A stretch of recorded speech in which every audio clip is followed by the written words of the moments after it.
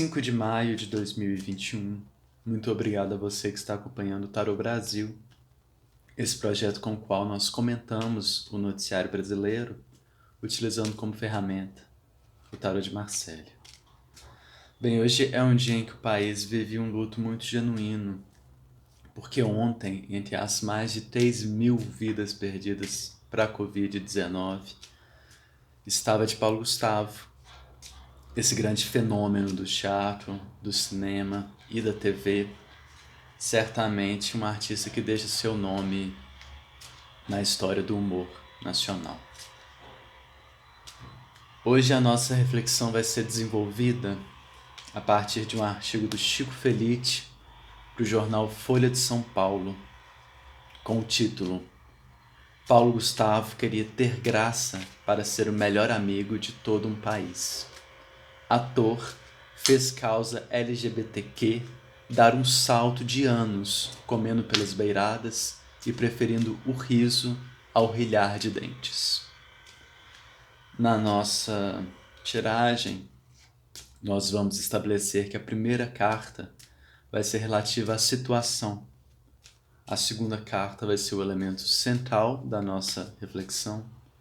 E a terceira carta vai ser relativa à ação, à transformação. Vamos à tiragem.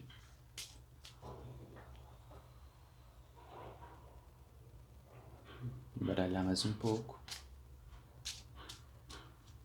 Primeira carta.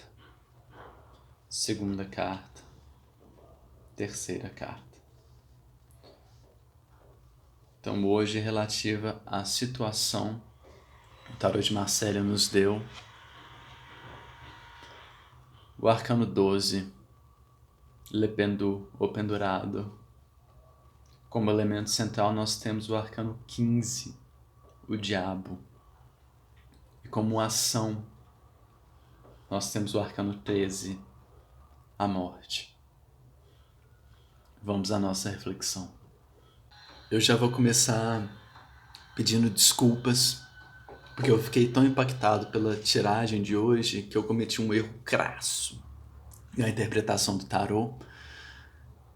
E um erro muito comum, que é chamar o arcano 13, o arcano sem nome, de a morte. O arcano 13 não é a morte, ou pelo menos não é só a morte. Se esse arcano sem nome pode sim simbolizar um fim, ele também representa um recomeço, porque todo fim de um ciclo é uma possibilidade de recomeçar. Está sendo difícil desenvolver esse comentário hoje, principalmente porque o tema da nossa reflexão é muito triste. A partida tão prematura de um artista de tanta popularidade e tão jovem, um comediante de só 42 anos, pai de 2 crianças, pai de 2 filhinhos, e que parte depois de um calvário doloroso de 2 meses que o país inteiro acompanhou. Além disso, além do tema da matéria em si ser muito difícil, ser muito triste, a nossa tiragem foi muito simbólica e trouxe 3 cartas que são comumente interpretadas como um mau agouro. O arcano 12, Le Pendu, o arcano 15, o diabo, e o arcano 13, o arcano sem nome. Eu tento me lembrar do Rodorovsky. Quando eu comecei a estudar o tarô, que não faz assim tanto tempo, dizendo que isso daqui é papel e tinta. Essas cartas não têm nenhum poder mágico em si de trazerem sorte ou azar. Elas são sim um repertório de símbolos muito ricos, um acúmulo de um conhecimento secular, ancestral, que nos é útil para pensar, para refletir, para desenvolver a nossa consciência.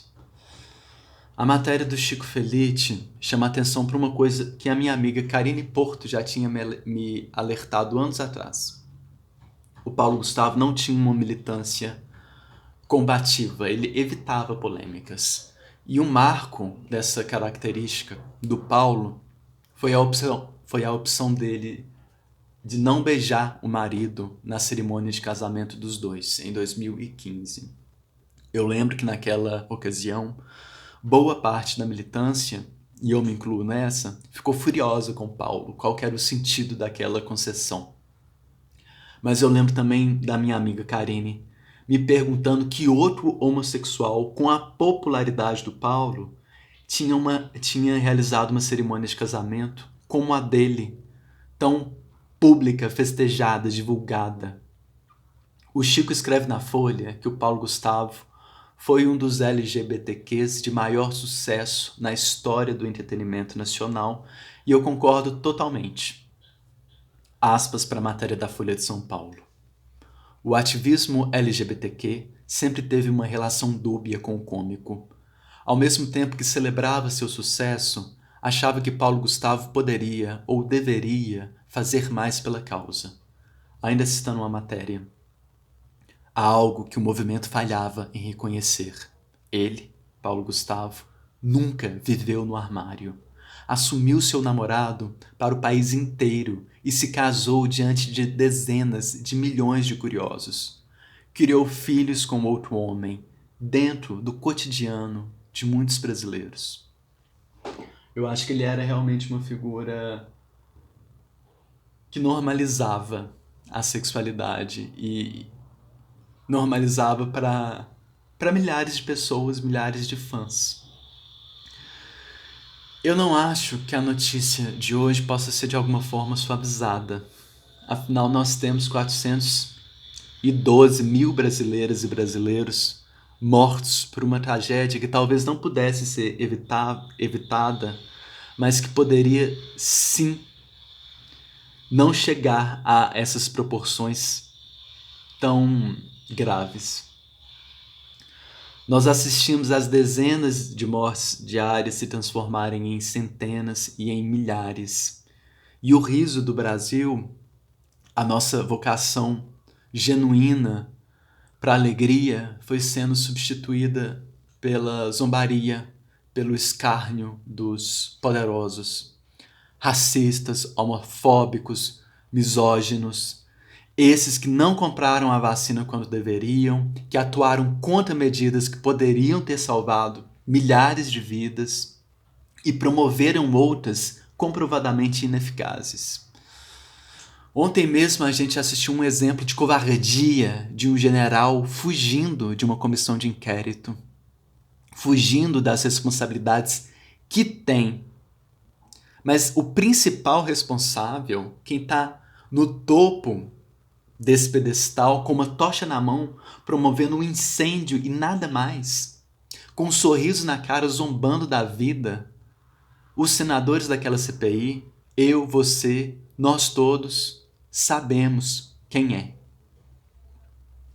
A carta relativa à situação hoje é o arcano 12, Le Pendu, ele que não é o enforcado, ele está pendurado pelo pé. Seu corpo está isolado do mundo das coisas, da terra, mas seus cabelos se enraizam no chão. Ele pode estar impotente diante dessa tragédia, sem ter como se mover, sem ter o que fazer, sem ter para onde ir, para onde fugir, mas a cabeça dele está no mundo, a cabeça está no lugar. Ontem, eu vendo a final do Big Brother, a cada intervalo assistia a uma chamada jornalística que dava a mesma notícia, trazia a mesma novidade nenhuma sobre a partida do Paulo, porque depois da morte não há nada de novo a ser dito. Como se até o jornalismo estivesse sensibilizado e não pudesse fazer nada de diferente senão constatar repetidamente o que já era sabido.